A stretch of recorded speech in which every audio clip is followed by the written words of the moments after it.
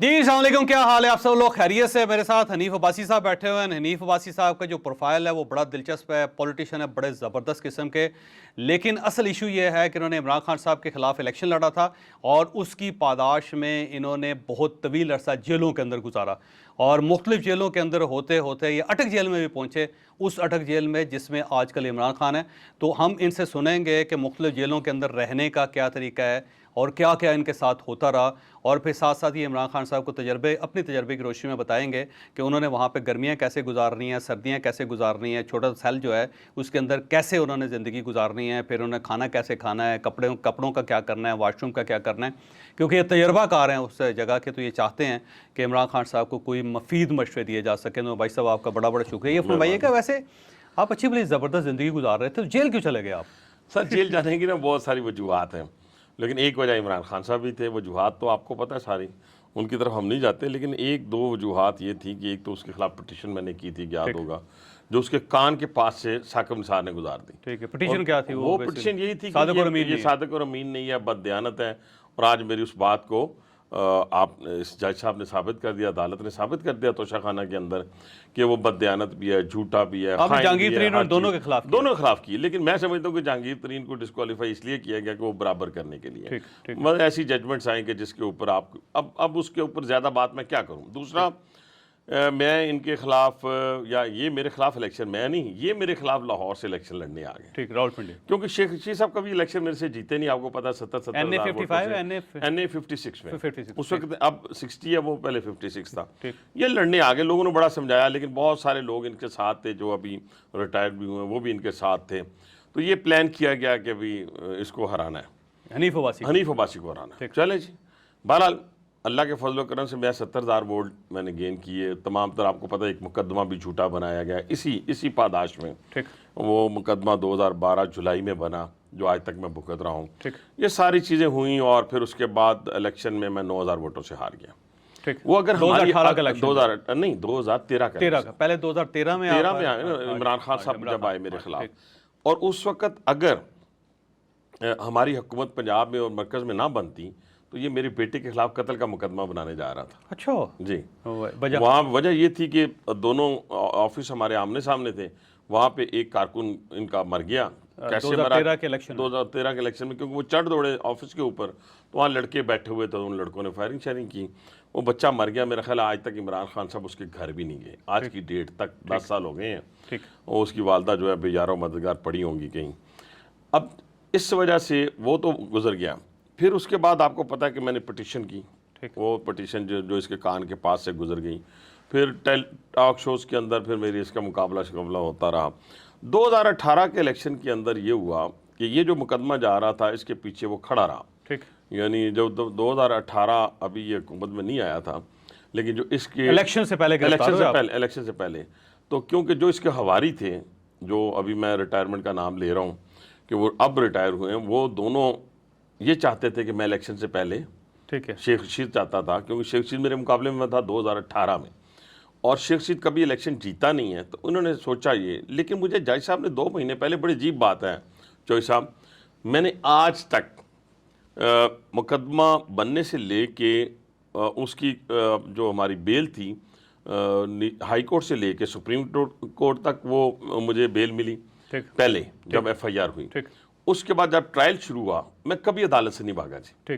ایک دن میں نے میڈیکل نہیں بھیجا جی، ایک دن میں نے وکیل کو غیر حاضر نہیں کیا جی۔ اگر یہ نکل آئے تو آپ چوئی صاحب آپ لے آئیں تو میں سیاست چھوڑ دوں، ٹھیک ہے سر۔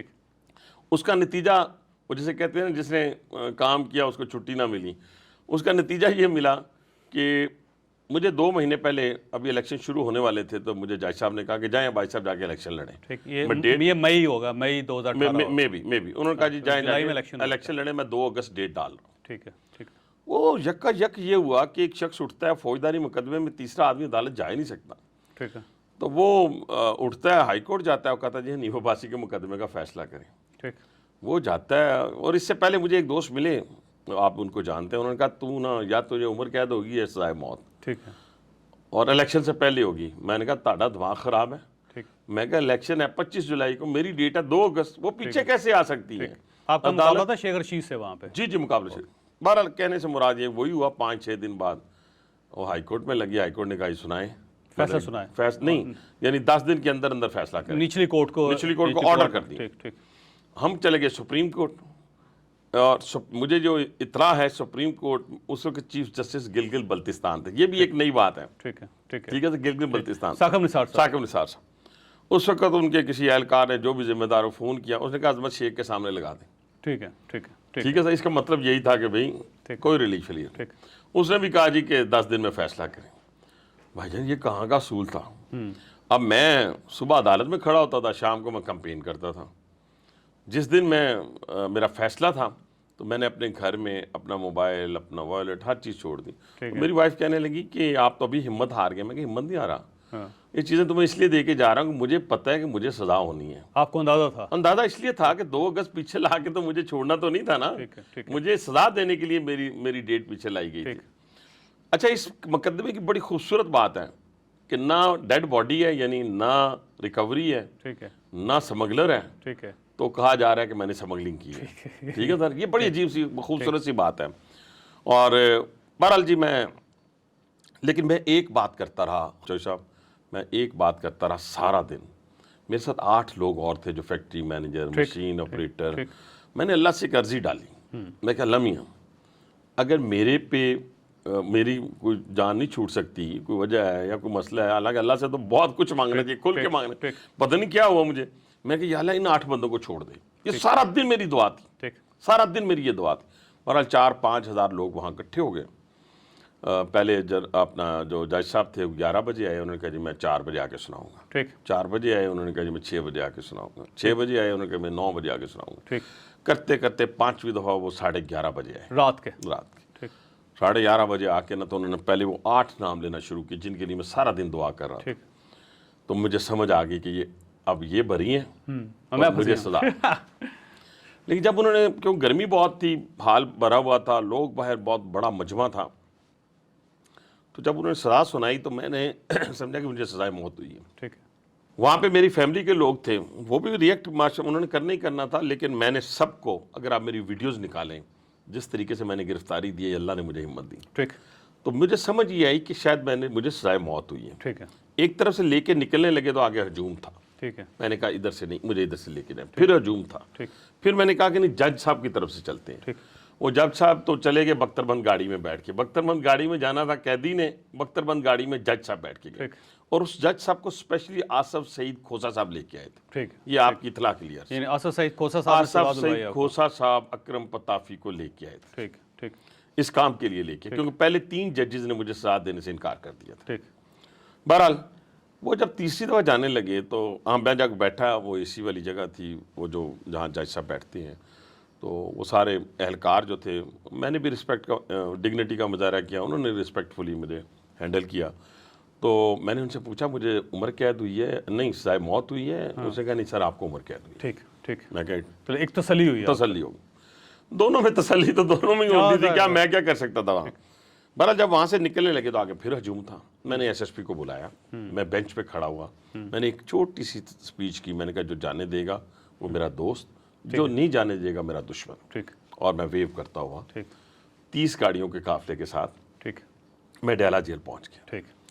رات کا وقت تھا, تقریباً 12:30 پونا 1 بج چکا تھا. سپرنٹینڈنٹ نے مجھے ریسیو کیا. آپ کو پتا ہے کہ میں ویلفیئر کا کام جیلوں میں 92 سے کر رہا ہوں.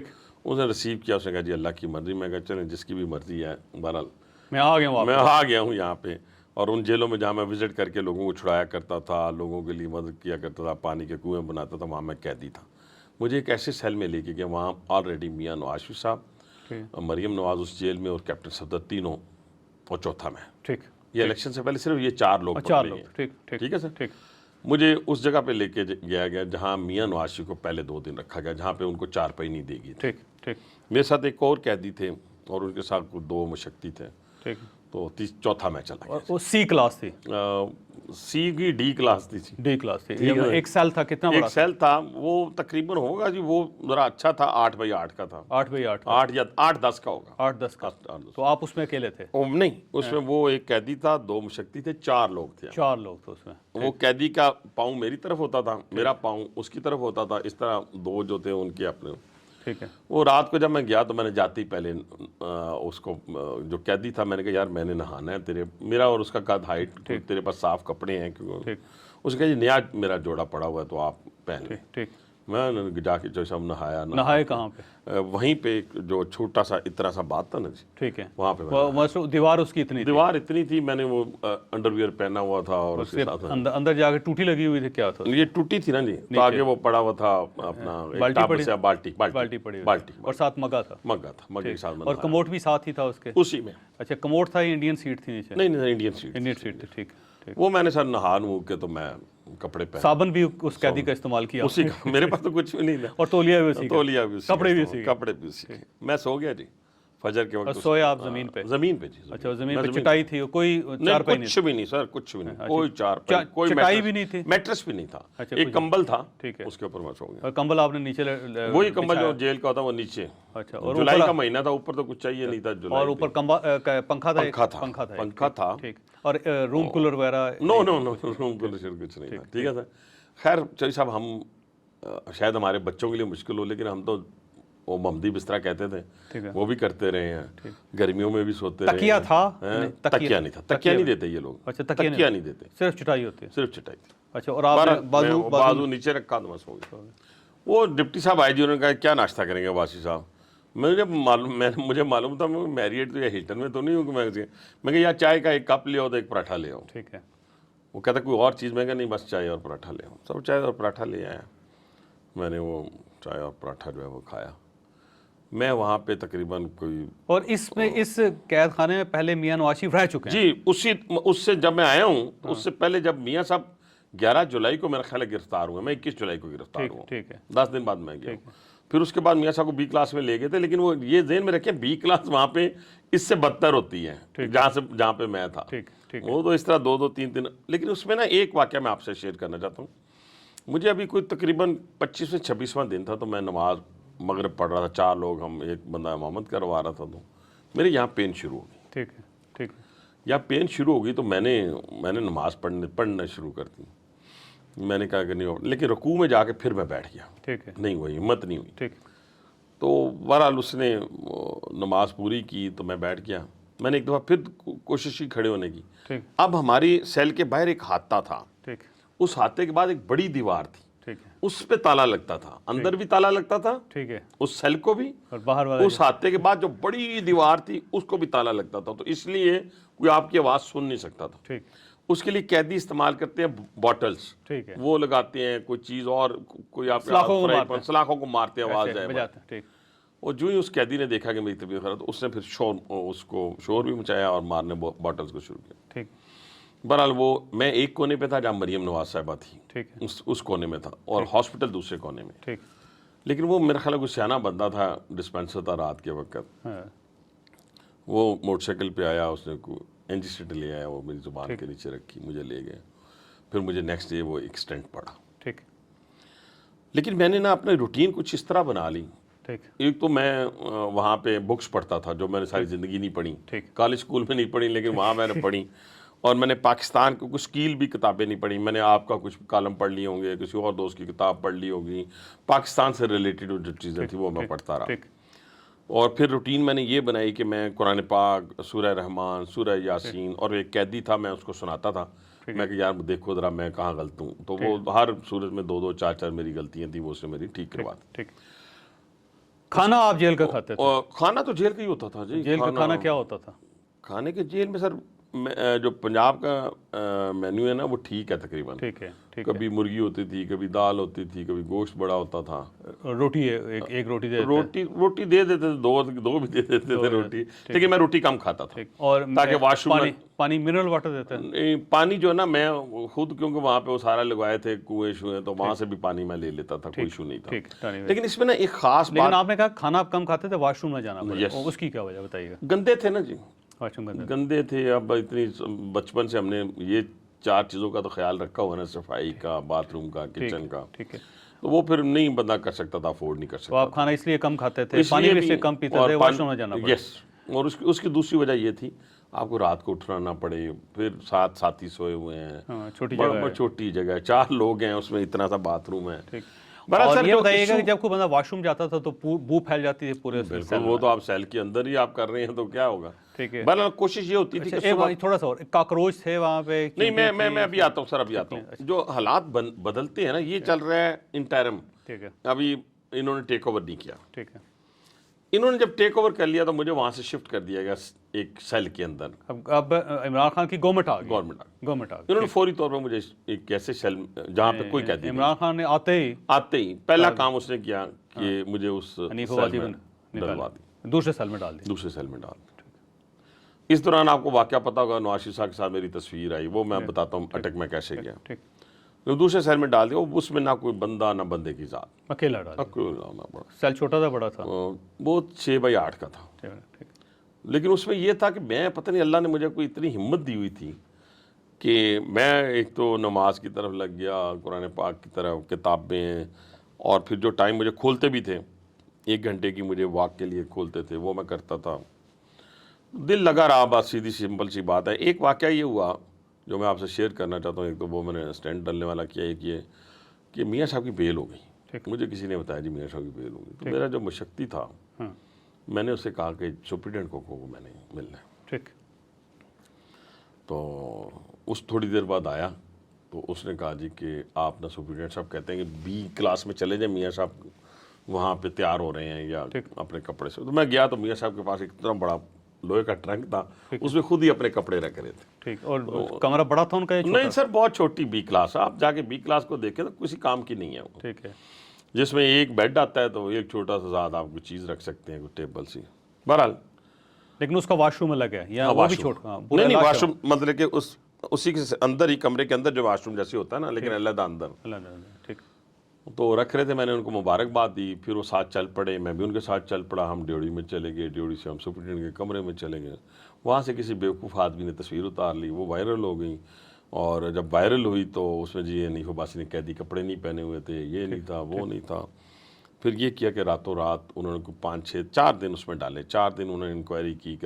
میں فجر کے بعد نماز پڑھ کے سویا تھا تو ڈپٹی سپرنٹینڈنٹ جیل آئے تو وہ کہتے ہیں جی آپ کا چلان آیا ہے. میں کہ کس بات؟ ٹھیک. کہتے آپ کو اٹک جیل لے کے جانا ہے. ٹھیک. میں نے کہا جی یار اٹک جیل میرا کیا قصور ہے؟ اس نے کہا جی اب ہوا یہی فیصلہ ہے، قصور آپ کا ہے یا نہیں، جانا تو پڑے گا. میں نے کہا میں نہیں جاتا. ٹھیک. اس نے کہا سر جانا تو پڑے گا. اب قیدی کتنا ہے آپ کو پتا ہے، کتنا رجسٹ کر سکتا ہے. میں نے اپنی میڈیسن پھینک دی، میں نے سارا، میں کہا میں نہیں جانا. انہوں نے کہا سر مہربانی کریں سر، بھائی صاحب آپ ماشاء اللہ بڑے سمجھدار ہیں، یہ ہے وہ.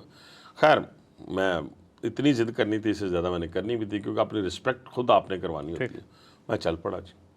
4-5 ایلیٹ کی گاڑیاں تھیں مجھے لے کے. بہرحال فجر کے بعد 7:30-8 بجے وہاں پہنچ کے ایک سپرنٹینڈنٹ جیل سے اشتیاق گل، وہ کچھ 6 فٹ کا بندہ تھا، وہ مجھے ملا، کہتا جی میں آپ کا بہت بڑا فین ہوں، بڑی میری ساتھ. اب آپ اٹک جیل پہنچ گئے. ٹھیک ہے. ایک اٹک قلعہ ہے اور دوسرا جیل ہے جس میں اس وقت عمران خان ہے. اٹک جیل سیم اسی میں جہاں پہ میں ہوں. اٹک جیل پہنچے. انہوں نے بڑا، وہ بندہ بھی اچھا تھا، یہ میں نہیں کہتا کہ اس نے، وہ میں جب اس نے مجھے 500 میٹر کے فاصلے پہ ایک سیل پہ لے کے گیا تو راستے میں میری بڑی تعریف کر رہا تھا، مجھ سے بڑے گپ شپ لگا رہا تھا. جب میں نے سیل دیکھا نا تو میں نے اس کی طرف دیکھا تو اس نے کہا سر یہ میرا قصور نہیں ہے، جنہوں نے آپ کو یہاں لائے ہیں یہ انہوں نے سلیکٹ کیا کہ آپ نے یہاں رہنا ہے.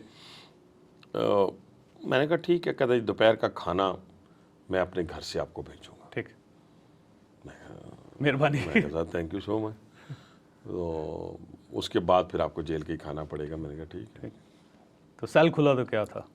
سیل میں آپ اندازہ لگا لیں، جو آج لوگ باتیں کر رہے ہیں نا سر، وہ 1905 کی بنی ہوئی جیل مجھے پہلے کا پتہ ہے، لوگوں کو آج پتہ چلا کہ وہ 1905 کی بنی ہوئی ہے. ٹھیک ہے سر. اس جیل کچی جیل ہے سر. اس کی چھت کی ہائٹ بہت بڑی ہے، وہاں سے کلئی گرتی تھی. جی آپ نے حنیف عباسی صاحب کی گفتگو سنی. اس کا دوسرا حصہ کل آپ صبح ملاحظہ کریں گے 9 بجے ایگزیکٹلی. اور میں آپ کو پہلے بتا رہا ہوں کہ جو اگلا حصہ ہے وہ پچھلے حصے سے زیادہ بہتر ہے. اس میں حنیف عباسی صاحب باقی جیلوں کا احوال بھی بتائیں گے اور ساتھ عمران خان صاحب کو مشورہ بھی دیں گے کہ آپ نے اب جیلوں میں کیسے زندگی گزارنی ہے، کیسے ان مسائل سے نورد آزما ہونا ہے. تو آپ مجھے آج اجازت دیں، کل صبح 9 بجے اس کا اگلا حصہ بھی آپ ملاحظہ کریں.